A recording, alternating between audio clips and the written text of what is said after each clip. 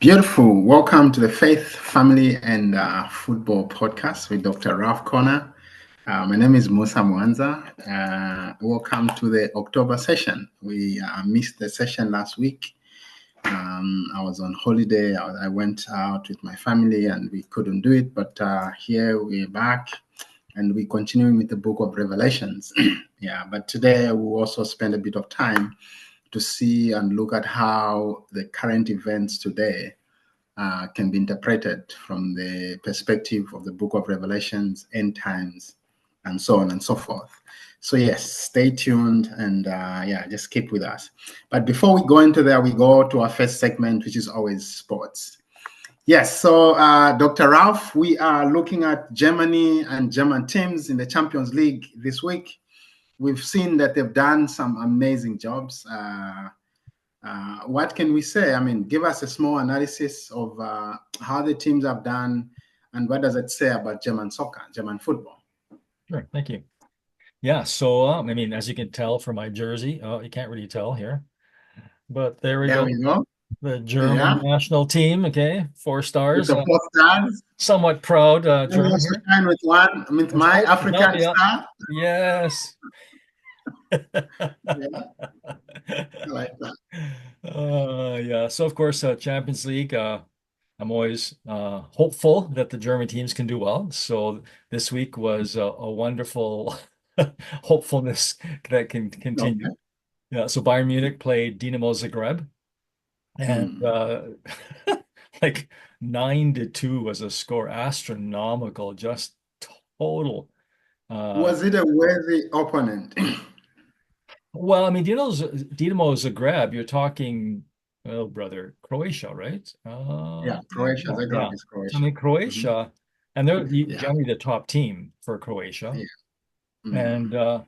as a rule, I mean, Croatia in the World Cup scene has done Yeah, very well in the last couple rounds. yeah, So they would be good opposition.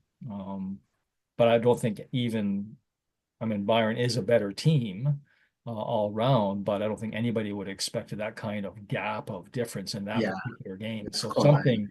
something obviously didn't connect for Dinamo, and obviously something really connected for Bayern in terms of their Of course, style and their style of of attack. course. And so, I mean, I Yeah. just looked at a couple little short videos just on Vincent Company, their new manager, and how Mm. he's really emphasizing a really mobile, creative, attacking midfield pressure, pressing kind of movement forward. And Bayern seems to be really living into that very well. Mm. So that's encouraging for me to see anyway. Um, and Are we, for the manager, are we talking about the company that was Man City?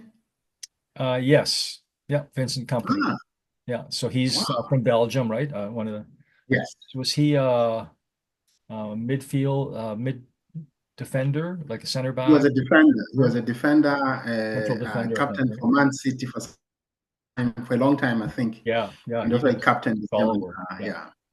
yeah. So I mean, he Wow. he did have a English team that he was in charge of. I just can't remember the name right now, and they didn't do all that well under his Okay. leadership.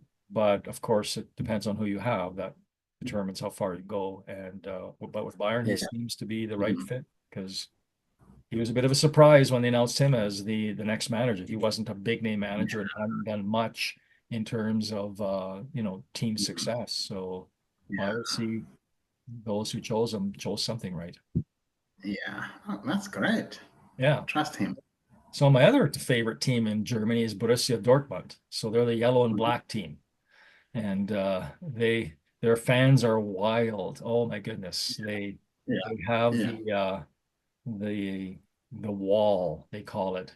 So at Mm. back of their stadium, it's steep steps, and everybody who goes there, I mean, people love the wall because it's this wall of yellow and black.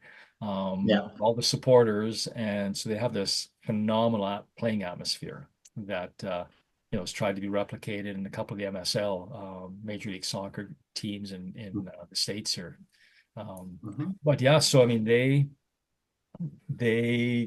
played Celtic from Scotland, and Yeah. Celtic has been handling all the Scottish teams pretty well. Yeah. But when they hit Champions League, it's a whole other league of Oh, talent. new different ball game. What's Yeah, different ball game. And so Borussia Dortmund schooled them majorly. I mean, they scored 7 goals, and the Mm. goalkeeper for Celtic is Kasper Schmeichel. So I mean, Wow. so Wow. I mean, this is a that's a good top-notch goalkeeper. goalkeeper, and they put Mm. 7 past him. They could have put 10 past him at least. He made some really good saves. I mean, he Wow. had what, one penalty shot, one deflected one, another Mm. odd goal. So I mean, he wasn't culpable for all the goals by any means, but yeah, Wow. the one young striker for Borussia Dortmund, Adeyemi, he Okay. just was lighting up the field. He got a hat trick, and Mm. uh, Wow. That's good. bodes well for the German national team with people like him really scoring, coming up the ranks. So Yeah. yes, hopefully it'll be good times coming ahead here for the next World Cup. We Wonderful. shall see. So good. So what is fun, what is funny actually is how you like Borussia Dortmund and Bayern Munich. And these are the two mega teams in in the Bundesliga, right? Yeah, they have been traditionally, but now Bayer Leverkusen has really risen Mm. to the top. And RP Leipzig have been another Yes. team that, so those four, and you've got Mhm. Stuttgart really Yeah. rising to the ranks as well. So you've got some good Mhm. competitive soccer. I mean, Leverkusen winning the league last year. Bayern, what were they? Well behind anyway. Yeah. Hmm.